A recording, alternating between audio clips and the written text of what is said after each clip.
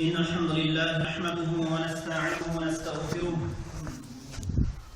ونعوذ بالله من شرور أنفسنا ومن سيئات أعمالنا من يهديه الله فلا مضل له ومن يضلل فلا هادي له أشهد أن لا إله إلا الله وحده لا شريك له وأشهد أن محمدًا عبده ورسوله يا أيها الذين آمنوا اتقوا الله حق تقاته ولا تموتن إلا وأنتم مسلمون يا أيها الناس اتقوا ربكم الذي خلقكم من نفس واحدة وخلق منها زوجها بث منهما رجالا كثيرا ونساء واتقوا الله الذي تساءلون به والأرحام إن الله كان عليكم رقيبا يا أيها الذين آمنوا اتقوا الله وقولوا قولا سديدا يصلح لكم أعمالكم ويغفر لكم ذنوبكم ومن يطع الله ورسوله فقد فاز فوزا عظيما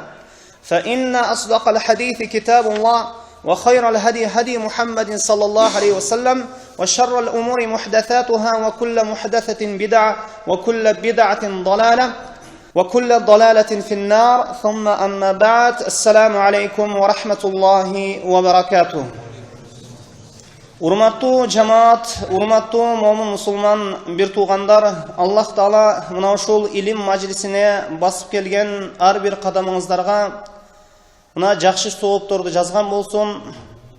Жана мына ушул илим мажлисибизде Аллахтын периштелер ороп алган, Аллахтын мээрим ырайым түшүп турган илим мажлистерине айландырган болсун.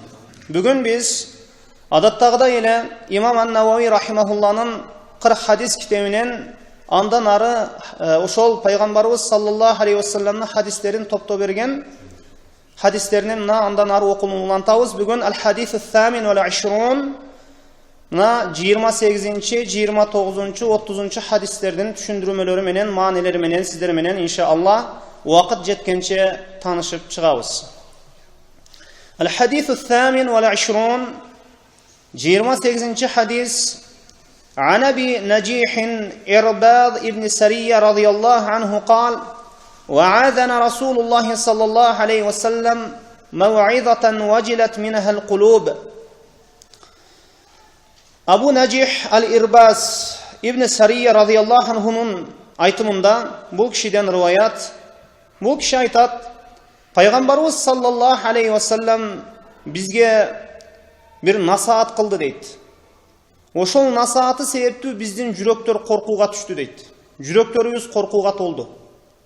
Жүрөктөн корктук дейт. Ушундай бир насаат, осуят кылды. Ошол осуяты биздин жүрөктөрдү коркутту. Ва зарафат минхал уюн. Жана ошондой эле биздин көзүбүздөн жаш акты. Факулна я Расулуллах, биз айттык, о Аллахтын элчиси, кааннаха мауизату муаддиин. O Allah'ın elçisi, sizdin osiyatınız, sizdin nasihatınız, budum siz biz menen koştoşup жатқан сыяктуу насаат кылдыңыз. Фаусина, мына ошондуктан бизге бир жакшы бир осият кылыңыз. Бизге бир насаат кылыңыз дедик. Ала, ошондо пайгамбарыбыз саллаллаху алейхи ва саллям айтты: "Усикум биттакваллах азза ва жалла." Мен силерди улуу Аллах Таалага таква кылууга чакырамын dedi. Аллах Таалага, улуу Аллах Тааладан коркууга чакырамын. Жана усикум биттакваллах азза ва жалла, улуу Аллах Таалага таква кылууга осуят кыламын dedi.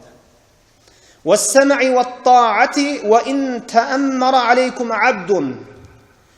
Эгер силерге бир кул башчы болсо, мына ошого уккула, мына ошол кулду уккула, жана ошондой эле ага баш ийгиле.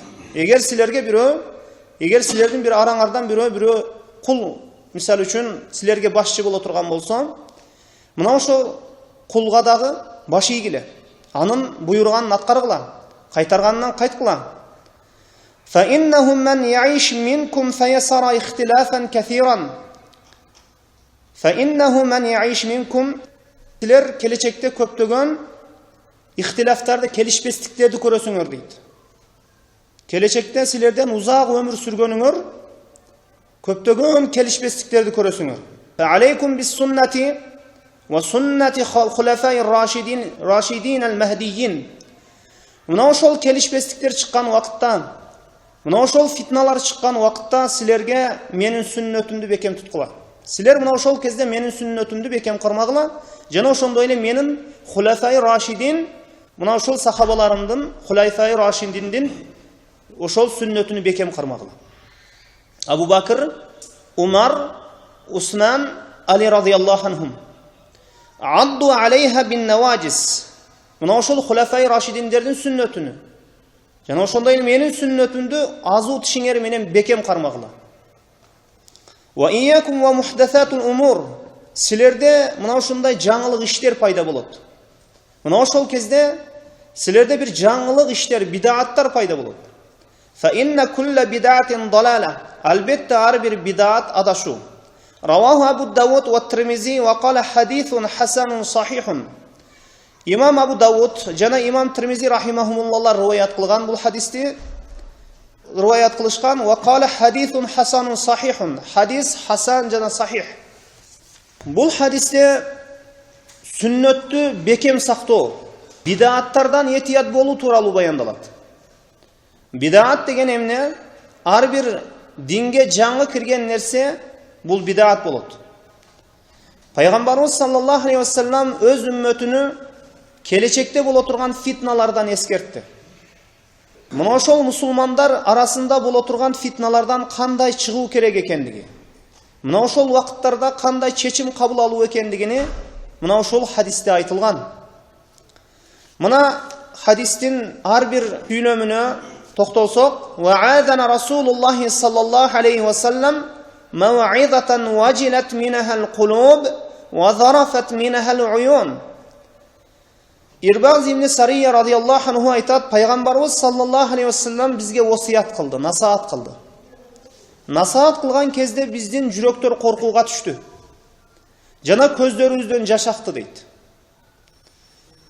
Мына бул жерде пайгамбарыбыз саллаллаху алейхи ва саллямды мына билсек болот өтө таасирдүү насаат кылган. Кээ бирлер насаат кылат, осият кылат, бирок эч бир таасир албайсың алардын насаатынан. Мына пайгамбарыбыз аябай жеткиликтүү насаат айтты. Эң сонун дааватчы бул пайгамбарыбыз саллаллаху алейхи ва саллям. Динди эң толук жеткирген, жеткиликтүү жеткирген пайгамбарыбыз Мухаммад саллаллаху алейхи ва саллям. Пайгамбарыбыз насаат кылганда жүрөктөр коркууга түштү. Албетте, инсан баласы качан Аллах Тааладан корккон кезде не жүрөгүндө бир коркууну сезет. Мына Аллах Тааладан не коркот. Мына Кур'ан-ы Керимде айтат: "Иннамал муъминуна аллазина иза зукираллаху важилат кулубухум ва иза тулият алейхим аятуху задатхум иманан ва аля раббихим ятаваккалун." Албетте ал муъминдар качан Аллах Тааланы эстеген кезде жүрөктөрү коркууга түшөт дейт. Жана Аллах Тааланын аяттары окулган кезде алардын ыймандары көбөйөт, жана Раббилерине таваккул кылышат. Албетте ыйман кээде азаят, кээде көбөйөт. Мына ошол аятка көрө, мына кээде ыйман азаят, кээде көбөйөт. Кээ бирлер ыйман азайбайт дагы, көбөйбөйт дагы дейт. Бул адашуу. Ыйман кээде азаят, кээде көбөйөт. Янкусу бил асиян, ыйман кээде күнөө жасоо менен азаят. Жана Аллахка баш ийүү менен, Аллах Таала буйрган ибадаттарды аткаруу менен ыйман көбөйөт. Ва язиду бит таа, Аллахка баш ийүү менен көбөйөт. Мына ошондуктан мына ошол акыйданы бекем кармоо керек. Ыйман кээде азаят, кээде көбөйөт. Кээ бирлер ыйман азайбайт дагы, көбөйбөйт дагы дейт. Бирдей тура берет дейт. Бул туура эмес. Эми пайгамбарыбыз саллаллаху алейхи ва саллям насаат кылган кезде көздөргө жаш толду. Бул албетте бирөөгө насаат кылуу бул ал инсанды жакшылыкка кызыктыруу. Жана Аллах Тааланын соопторун ага эстетүү, жана ага баяндап берүү, жана Аллахтын азабын дагы айтуу. Бул пайгамбарыбыз саллаллаху алейхи ва саллямдын насааты сахабаларга аябай жакшы таасир этти.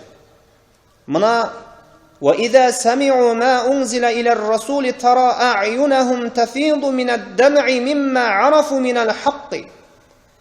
Качан алар Аллахтың жіберген елчісіне, ошол Аллахтың елчісіне түшкөн нерсени уккан кезде алардын көздөрүнөн жаш аккандыгын көрөсүң дейт. Ошол Аллах Тааланын китебини елчисине түшкөн Кур'ан-ы Керимди окуган кезде алардын көздөрүнөн жаш агат дейт. Ошол акыйкатты билген кезде. Албетте Кур'ан-ы Керим бул акыйкат. Факулна я Расулуллах кааннаха мауидату муадди'. Мына ошондо айтты го Аллахтын элчиси, сиз кудум биз менен коштошуп жаткан сыяктуу насаат айттыңыз дедик. Пайгамбарыбыз саллаллаху алейхи вассалам кудум сахабалары менен коштошуп жаткан сыяктуу насаат айтты. Бул хадистин динибиздеги насаат, мауида, осият бабында эң жогорку орунду ээлейт бул хадис. Ар бир момун насаат кылыбыз керек. Илимдин негизинде бирок. Жөндөн жөн эле насаат кыла берсе, бул туура эмес насаат болот. Осият, насаат бул өтө таасирдүү болуш керек. Качан инсан ошол мусулман кишинин осияты, насааты таасирдүү болот, ал Кур'ан жана сүннөттөн далил келтирсе. Кур'ан жана сүннөттөн сүйлөгөн инсандын насааты өтө күчтүү болот, өтө таасирдүү болот. Ар бир инсан бул нерсеге муктаж. Эми ар бир инсан мына бир жумада бир жолу моунда илим мажлистерине барыш керек. Мына ошол жерде иманын дайым көтөрүп туруш керек. Шейхул Ислам рахимахулла айткандай, бул жүрөк бир баллык сыяктуу дейт. Эгер баллык суудан айрылса эмне болот? Абалы. Ал өлүмгө учурайт. Ал сасыйт. Акыры барып жок болот. Ошондой иман дагы илимден, Кур'ан жана сүннөттөн алыстаса, мына ушундай абалга түшөт. Мына ошондуктан баллык суусуз тура албагандай эле инсан баласынын момундун иманы дагы Кур'ан жана сүннөтсүз илим мажлистеринсиз тура албайт. Бир жумада бир жолу мына мечиттерде жума хутбасы, жума намазы дейт, жума хутбасына келүү керек. Я айюхаллазина аману иза нудия лис-салати мин яумил жумаа фас'ау ила зикриллах. О Аллах Таалага иман келтиргендер, эгер силерди намазга чакырса, намазга азан айтылса жума күнү, Аллахтын зикрине, намазга шашкыла. Аллах Тааланы эстөөгө шашкыла. Бул албетте ошол мечиттин имамы өтө чоң жоопкерчиликте, анткени ал ошол келген жамаатты ошол жүрөгүн ойгото билиш керек. Адамдарды жакшылыкка чакырып, жамандыктан кайтаруу керек. Эгер инсан баласы насаатты угуп турмаса, апта сайын мечиттерге келип илим алып, Кур'ан жана сүннөт ошол баяндалып, ошолордон бир окуп үйрөнүп турбаса, анын жүрөгү таштай катып кетет. Таштай катып кеткенден кийин ага эч бир нерсе таасир кылбай калат. Фаусина qala usikum bittaqvallahi azza wa jalla. Пайгамбарыбыз саллаллаху алейхи вассаламга айттык, бизге осият кылыңыз дедик. Ошондо пайгамбарыбыз саллаллаху алейхи вассалам, мен силерди улуу Аллах Таалага таква кылууңарды осият кыламын деди. Пайгамбарыбыз саллаллаху алейхи вассалам мына аларга жакшылыктын эшиктерин ачып берди. Биринчи насааты таквалуулук деп башталды. وَلَقَدْ وَصَّيْنَا الَّذِينَ أُوتُوا الْكِتَابَ مِنْ قَبْلِكُمْ وَإِيَّاكُمْ أَنِ اتَّقُوا اللَّهَ. Biz чындыгында ахли китепке дагы, силерден мурдагы ахли китептерге дагы, Муса алейхиссаламдын коомуна дагы, Иса алейхиссаламдын коомуна дагы, силерге дагы таквалуулукту осият кылганбыз дейт Аллах Таала. Бардык пайгамбарлар өзүнүн коомун таквалуулукка, Аллах Тааладан коркууга чакырган. Мына Пайгамбарыбыз саллаллаху алейхи вассалам буга чейин өтүлгөн хадисте иттақилла хайсума кунт. Кайсыл жерде болсоң дагы Аллах Тааладан корк. Ва атби'ис саййатал хасаната тамхуха. Эгер бир жаман иш жасап койсоң, анын артынан бир жакшы иш жасап кой. Эми ва халиқин наса би хулуқин хасан. Адамдардын эң кулк мүнөздүүсү бол, эң адептүүсү бол. Таквалуулук бул жакшылыктын негизи. Негизги бул ага. Таква бул Аллах Тааладан коркуу, Аллах Тааланын буйруганын аткарып, кайтарганынан кайтуу. Мына ушул таквалуулук. Мына кулна ли Талқ ибн Хабиб рахимахулла айтат, сиф лана таква. Ушул кишиге таквалуулук тууралуу бизге сыпатта бериң. Таква эмне дегенде факала ат-таква амалун би таатиллах. Таква бул Аллах Таалага амал менен баш ийүү дейт. Ражау рахматиллах. Аллах Тааланын мээрим ырайымынан үмүт кылуу. Ваттақуа тарку маасиятилла. Жана ошондой эле таква бул Аллах Таалага эмне? Күнөөкөр болуп калуудан сактануу, күнөөлөрдү таштоо. Махафатулла, мына аля нурин миналла. Бул албетте махафатулла, Аллах Тааладан коркуу. Мына Кур'ан-ы Керимде айтат: "Кал иннама ятақаббаллаху минал муттақин." Албетте Аллах Таала таквалуулардын амалдарын кабыл алат. Улуу Аллах Тааладан коркуу. Аллах Тааланы таанып билүү бул такванын негизи. Таухид бул такванын негизи. Таухид болбосо инсан баласы эч качан таква боло албайт. Ал таква таухидсиз таква болом десе, ал шайтанга таква болуп калат. Ошондуктан таухид, Кур'ан жана сүннөттүн негизинде гана инсан баласы таквалуулукка жетишет. Башка жол жок. Мына ушул. Мына Убай бин Каабтан Умар радиаллаху анху сурады. Мат таква, таква деген эмне? Ошондо Убай бин Кааб радиаллаху анху айтты: "Ама салактан тариқан иза шаук", сен бир тикендүү жолго түштүң беле деди. Ооба. Мимма амилта, эмне жасадың эле ошол тикендүү жолго түшкөндө? Шаммарту важтахатту, ошол тикенди басып албайын деп аябай этият болуп бастым. Мына ошондо Убай бин Кааб айтты: "Фазалика таква", мына ошол таква деди. Эми бул жашоодо ошол тикендер көп. Аллахтын жолунан тас отурган тикендер көп. Аллах арам кылган күнөө мына тикендери көп.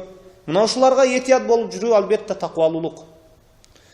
Мындан кийин вассамаи ваттаати ва ин тааммара алейкум абдун. Эгер силерге бир кул башчы болсо дагы, аны уккула жана ага баш ийгиле. Бул албетте мусулмандардын амирине баш ийүү. Угуу. Амирлердин сөзүн угуп, алардын буйругун аткаруу керек. Муну Аллах жана анын элчиси буйрган. Ахли сунна вал жамаа кулду падыша болуу, кул падыша болбойт деп иттифак кылган. Кул падыша болбойт бирок. Бул жердеги маани эмне анда? Пайгамбарыбыз кулга баш ийгиле деди, эгер силерге башчы болсо, падыша болсо деди. Жок, ушунчалык бул мусулмандардын амирине, башчысына баш ийүү ушунчалык маанилүү экендигин билдирип жатат. Бул бир мааниси. Эгер падыша бир кулга бир ишти дайындаса, бир нерсеге башчы кылса, ошол кулга тапшырып койгон болсо, ошону бул ишти кулга тапшырды, келип кулга тапшырабы дебей, ошол кулга дагы баш ийгиле деди. Ошол иште баш ийгиле. Мына я айюхаллазина аману ати'у Аллаха ва ати'у ар-расул ва улил амри минкум. Фа ин таназа'тум фи шай'ин фаруддуhu ила Аллахи ва расул. О Аллах Таалага иман келтиргендер, Аллахка жана анын элчисине баш ийгиле, жана өзүңөрдөн болгон башчыларга баш ийгиле деди. Эгер бир нерседе талашып тартышып калсаңар, Кур'ан жана сүннөткө жана Аллах жана анын элчисине кайткыла. Кур'ан жана сүннөткө кайткыла. Мына пайгамбарыбыз саллаллаху алейхи ва саллям айткан: "Фи хаджатил вада фaqala иттақуллаха ва саллу хамсакум ва суму шахракум ва адду заката амваликум ва ати'у за амаракум тадхулул джанната раббикум." Мына хаджатул вадада пайгамбарыбыз саллаллаху алейхи ва саллям айтты: Аллах Тааладан корккула деди. Жана 5 вакыт намазды окугула, жана Рамазан айынын орозосун кармагыла, жана малы мүлкүңөрдүн эсеби шарият ошол өлчөп койгон ошол өлчөмгө жетсе, малыңардан зекет бергиле, жана араңардагы башчыларга баш ийгиле, жана мына ошондо силердин Раббиңер силерди бейишке киргизет деди. Албетте, эгер мусулмандар өз башчысына баш ийбесе, ошол жерде бузукулук башталат. Мусулмандар алсыздайт. Валиул амр, мусулмандар башчысына баш ийүү бул коомдун оңолуусуна себеп болот. Эгер баш ийилбесе, анда кан төгүлөт, зулум болот, ар кандай жаман иштер башталат. Күчтүүлөр күчсүздөрдү эзет. Амирлерге баш ийүү пайгамбарга баш ийүү, жана ошондой эле пайгамбарга баш ийүү бул Аллахка баш ийүү. Эгер амир ошол мусулмандардын башчысы бир күнөө ишке буйурса, ага баш ийбейсиң. Эгер тел үчүн зына кыл десе, арак ич десе, намаз окуба десе, анда баш ийбейсиң. Бул албетте баш ийбөө дегени, бул албетте эми ага каршы чык деген эмес. Каршы чыкпоо. Каршы чык деген эмес. Унчукпайсың, күнөөгө буйурса бир гана баш ийбейсиң деген билдирет. Fa innahu man ya'ish minkum fasayara ikhtilafan kathira. Силердин араңардан бирөө узак өмүр көрсө, көптөгөн келишпестиктерди көрөт дейт. Узак өмір көрсө көптөгөн ихтилафтарды көрөт, келишпестиктерди көрөт. Пайгамбарыбыз саллаллаху алейхи вассалам доорунда мындай келишпестиктер болгон эмес. Анткени пайгамбарыбыз саллаллаху алейхи вассалам бар.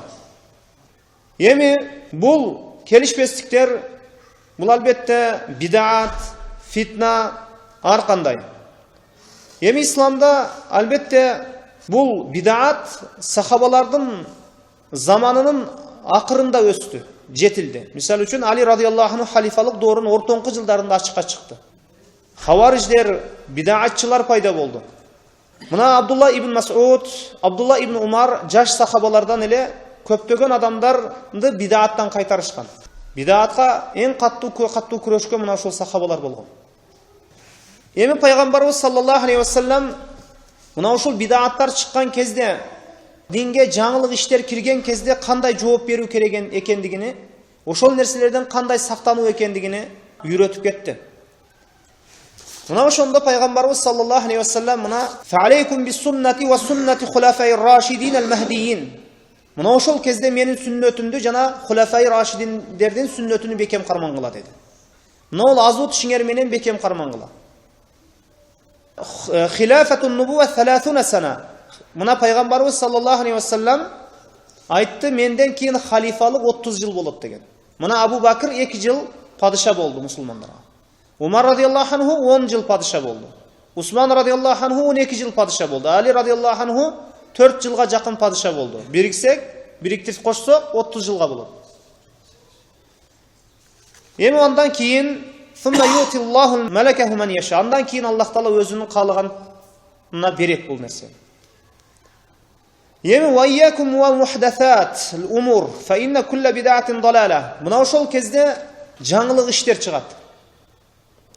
Албетте ар бир жаңылык иш бул бидаат, ар бир бидаат адашуу. Бул бидааттардан 2 жол аркылуу гана кутулат. Биринчиси сүннөттү бекем кармаш керек. Экинчиси хулафаи рашидин Абу Бакр, Усман радиаллаху анху, нашыл 4 сахабанын Абу Бакр, Умар, Усман, Али радиаллаху анху жолун бекем кармаш керек. Бин наважиз деп азут ишти айтат. Ошондуктан сүннөттү жакшы окуп үйрөнүү керек. Мына пайгамбарыбыз өзүнүн сүннөтүнө сахабалардын сүннөтүн кошуп айтты. Менин сүннөтүмдү жана хулафаи рашидиндердин сүннөтүн бекем кармангыла деди. Таракту фикум амрайн, мен силерге 2 нерсени таштадым. Лан тадиллу ма тамассактум бихима китабуллахи ва суннати набии. Мына ушул 2 нерсе Аллахтын китеби жана пайгамбарыңардын сүннөтү. Мына ушуну бекем кармангыла, эч качан адашпайсыңар. Эми мына Анил Ирбад ибн Сария кала Расул саллаллаху алейхи вассалам инни кад тарактукум ала мисли ал-байда лейлуха кан-нахариха. Пайгамбар саллаллаху алейхи вассалам айтты, мен силерге мына ушул аппак нерсени, ак нерсени таштадым, ал түндө да жарык болуп турат дейт. Ал эмне? Куран жана сүннөт. Бир ак нерсени таштадым, ал түн кирсе дагы, түндө дагы ал жарык болуп турат дейт. Моол чырактай жарык болуп турат. Азыр түн убакыт, моол чырак азыр баары жокто жарык кылып турат. Куран сүннөт дайыма бидааттар көбөйсө дагы, ширк көбөйсө дагы, баары бир бул жарык болуп, чыныгы туура жол экендигин далилдеп тура берет. Эгер бидаат басып кетсе дагы баары жокто. Албетте Куран жана сүннөттү бекем карманган, ага чакырган инсандар чыга берет. Аллахтын нуруну эч ким өчүрө албайт. Вайякум ва мухдасатул умур. Силерде бир жаңылык иштер пайда болот. Жаңылык иштер болот. Фа инна кулла бид'атин далала. Мына ушул ар бир жаңылык иш бидаат. Адашуу.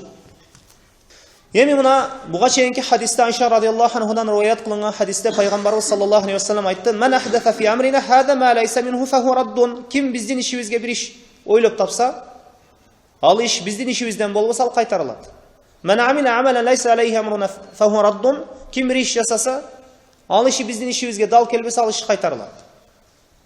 Бул жерде хадистерге карай турган болсок, бул жерде дин иштерине, ибадатка байланыштуу, таухидке байланыштуу дин иштеринде бир ишти ойлоп тапса дейт. Бул жерде дүйнөлүк иштердин эч кандай тиешеси жок. Бул партанын, же бул телефондордун, бул стулдардын, же бул отургучтардын, бул чырактардын эч бир динге тиешеси жок. Бул нерселер өзүнүн заманында өсүп өнүгө берет. Бидаат деген бул динде жок нерсени ойлоп таап динге киргизет. Мисалы үчүн Bir namazды ойлоп тапты. Мына ушул намазды окусаңар ушунча сооп деп. Ол өзү негизинен жок, сахабалар да жасаган эмес, пайгамбарыбыз да жасаган эмес. Андан кийин салихиндер дагы жасаган эмес. Ошону жасайт. Анан зикирлерди. Мына ушунча миң, мына ушунча миллион зикир. Бул албетте бидаат. Пайгамбарыбыз саллаллаху алейхи ва саллям бир жерде да айткан эмес, көрсөткөн эмес. Бул бидаат. Эми кээ-бирлер жакшы бидааттар бар, ниетиң дурус болсо боло берет деп адамдарды не алдап жүргөндөр толтурат. Бул бидааттарга, бул жакшы бидаат дешип, бул бидааттарга канча деген адамдардан не акча чогултушат. Бул бидааттарды көтөрүш үчүн, адамдарга жакшы көрсөтүш үчүн акчаларды сарпташат. Кала берсе кээ-бир инсандар бул бидааттарды парызга караганда дагы жакшы көрүшөт. Жана парыздан дагы булар улуулап беришет. Бидаатты ушундай сакташат, парызды анчалык сакташпайт. Бидаатка ошол күнү, ошол бидаатты жасаш үчүн булар түнү менен да уктабай коет. Ал эми бамдатка чыкпайт. 5 убак намазга кайдыгер. Рамазан айынын орозосун кармабайт. Рамазан айынын орозосун кармабайттан кайдагы бир бидаат, бирөө ойлоп тапкан бир айдагы орозону кармайт. Не пайдасы бар мунун? Анан эмне десе бул жакшы бидаат дейт. Динде жакшы бидаат жок. Куллу бидаатин далала, ар бир бидаат адашуу. Бидаатты улуулайт, парызды анчалык улуулабайт. Бидаатты коргошот, парызды коргошпойт. Бидаатты улукташат, парызды ошол бидаатты улуктагандай улукташпайт. Al-yawma akmaltu lakum dinakum wa atmamtu alaykum ni'mati wa raditu lakum al-islam ad-dina. Albatta men sizlarga diningizni толук кылып бердим. Жана неъматтарымды силерге толук кылып бердим дейт. Дин толук. Аллах Таала разы болду бул динге. Wa raditu lakum al-islam ad-dina. Мен силерге ислам динин дин болушуна разы болдум. Мына ошондуктан кээ-бирлер бидааттарды бөлүшөт. Бул макрух бидаат, бул важип бидаат, бул мубах, бул арам болгон бидаат, бул мустахаб бидаат деп. Болбогон бул сөз. Мына Имам Малик рахимахуллах айтат: "Ман зама анна фил ислам бид'атун хасана фақад зама анна Мухаммадан хана ар-рисала, ли'анна Аллах та'ала якул ал-yawma акмалту лакум динакум ва атмамту алейкум ни'мати ва радиту лакум ал-ислама дина." Имам Малик рахимахуллах айтат: "Эгер ким динде жакшы бидаат бар деп ойлосо, анда чындыгында пайгамбар Мухаммад саллаллаху алейхи ва саллям бул динге кыянат кылыптыр" дейт. Анткени Аллах Таала айткан Кур'ан-ы Каримде: "Мен диниңерди толукта бердим, неъматымды толукта бердим. Жана силерге дин, ислам дин болушуна разы болдум" дейт. Динде жакшы бидаат бар деген инсан пайгамбар Мухаммад саллаллаху алейхи ва саллям мага динди толук жеткирбеди деген доосу бар анын. Мага динди толук жеткирбеди деген доосу бар. Бул албетте адашуу. Мына ошондуктан бидааттын жакшылыгы жок бул. Динден бир нерсени алып таштоо же бир нерсени кошуп коюу бул бидаат. Алып таштоо дагы бидаат, кошуп коюу дагы бидаат. Эми кээ-бирлер бул стулдар, бул телефондор, бул чырактар, бул мечиттердин ремонт болгону бул жакшы бидаат эмеспи дейт. Бул нерсенин динге тиешеси жок бул нерсени. Бул эч кандай динге тиешеси жок. Бул амруна дегенден максат дин иштеринде ким бир нерсени ойлоп тапса. Fa inna asdaqal hadithi kitabullah wa khayral hadi hadi Muhammadin sallallahu aleyhi ve sellem wa sharral umuri muhdathatuha wa kullu muhdathatin bid'a wa kullu bid'atin wa kullu bid'atin dalala wa kullu dalalatin finnar. Sözlөрдүн эң туурасы Аллахтын китеби.